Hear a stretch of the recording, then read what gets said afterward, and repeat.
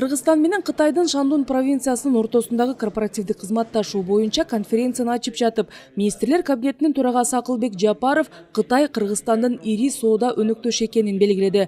Өлкөнүн жалпы тышкы соодасынын 30% ашыгын аталган коңшу өлкө түзөрүн айтып, Кытайдын ишканаларын бир катар тармактарга тартууга кызыктар экенин билдирди. Позвольте отметить актуальность создания кыргызского. Кыргыз Республикасы ири Кытай ишканаларын соода, инвестиция, айыл чарба, энергетика, илим-билим, туризм тармагындагы долбоорлорду тартууга кызыктар. Кыргыз Республикасынын министрлер кабинети өлкөдөгү бизнес чөйрөнү системалуу түрдө жакшыртуу жана жеке сектордун ишканаларынын өсүшүнө көмөктөшүүчү жагымдуу шарттарды түзүү.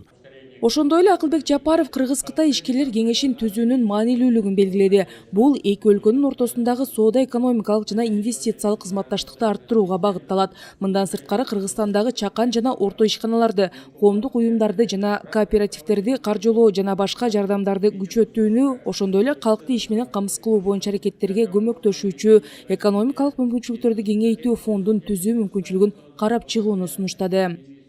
Өз кезегинде Шандун провинциясынын партиялык комитетинин катчысы Лин У иш-чаранын маанилүүлүгүн белгилеп, провинция кыргызстандык ишкерлер менен кызматташууну бекемдөөгө даяр экенин билдирди.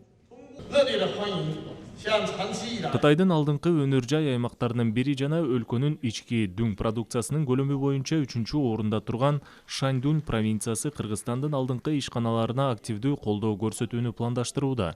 Кызматташтыктын алкагында биз Кыргызстандын ишканалары менен өнөр жай, туризм, ошондой эле маданий гуманитардык тармактарда активдүү өз ара аракеттенүүгө ниеттенип жатабыз. Шандун өнүккөн технологиялар жана өндүрүш тармагында Кытайдын алдыңкы провинцияларынын бири, калкынын саны 101 миллиондой, чоң шаары болгон Циндао ири экономикалык борбор болуп эсептелет. Мындан улам Кыргызстан үчүн географиялык да, логистикалык жактан да маанилүү кала дешет адистер. Шандун провинциясынын бизнеси менен, Шандун провинциясы менен ушул өндүрүштү инвестиция тартуу максатында жана Кыргызстандан органикалык продукцияны, таза продукцияны экспорттоо багытында дагы сүйлөшүүлөрдү жүргүзүп атабыз. Өндүрүш тармагында келишимге кол коебуз.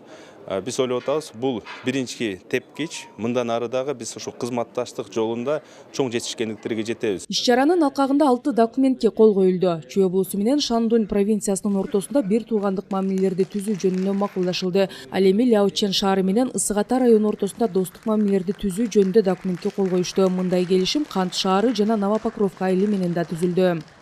Ляшин шаары менен биргеликте ошол бир топ иштерди аткарабыз деп ойлойм. Ошол менен бирге ошол өнөр жай тармагы болобу, айыл чарба тармагы болобу, ошол проектлердин үстүндө иштеп, ошол районго инвестиция тартканга аракет жасайбыз деп, мындай бир инвестиция тартканга бизге абдан чоң шарт түзүлдү деп мен ойлойм. Маалыматтар боюнча жарым жылдын жыйынтыгы боюнча түз инвестициялардын агымында Кытай биринчи орунду ээлеп 101 миллион доллардан ашты. Былтыр 326 миллион доллар түз инвестиция Кытайдан келген. Ошол эле учурда эки өлкө ортосунда соода кызматташтык 2,7 эсеге өскөн. Кыргызстандан болсо аталган коңшу мамлекетке 18 айыл чарба продукты экспортталат. Айрыкча бал, жашылча жемишке суроо талап жогору. Рахат Жаныбекова, Умар Малашев, Ала Той 24.